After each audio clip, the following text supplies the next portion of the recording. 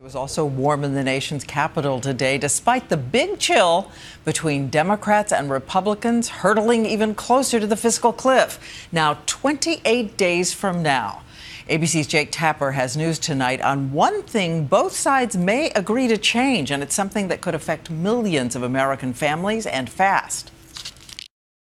President Obama used his first interview since his re-election to drive home his insistence that key to the U.S. beginning to pay down its debt and avoid going over the fiscal cliff is raising tax rates on the wealthiest Americans. We're going to have to see the rates on the top 2% go up, and we're not going to be able to get a deal without it. If Republicans agree to do that, the president told Bloomberg Television, he'll agree to serious spending cuts.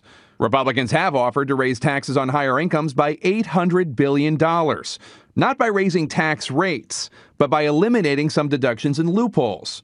During last year's budget showdown, the president said he wanted to do exactly that. What we said was give us $1.2 trillion in additional revenues, which could be accomplished without hiking tax rates, but could simply be accomplished by eliminating loopholes, eliminating some deductions, and engaging in a tax reform process that could have lowered rates generally while broadening the base. But now the president does not. He says it will not raise enough revenue. It's not me being stubborn. It's not me being partisan. It's just a matter of math. Amidst all this disagreement, one area where there might be potential compromise, raising the age when seniors can start receiving Medicare from 65 to 67.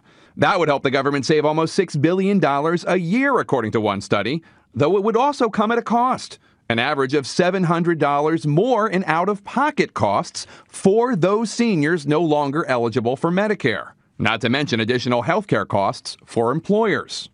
And Diane, you talked about the political cold front here in Washington, D.C. How frosty are things? Well, House Speaker John Boehner did come to the White House last night for President Obama's annual holiday party for members of Congress, but he did not get in the receiving line to say hello to the president and get a picture taken with him, as he has done in previous years and as dozens, if not hundreds, of members of Congress did last night.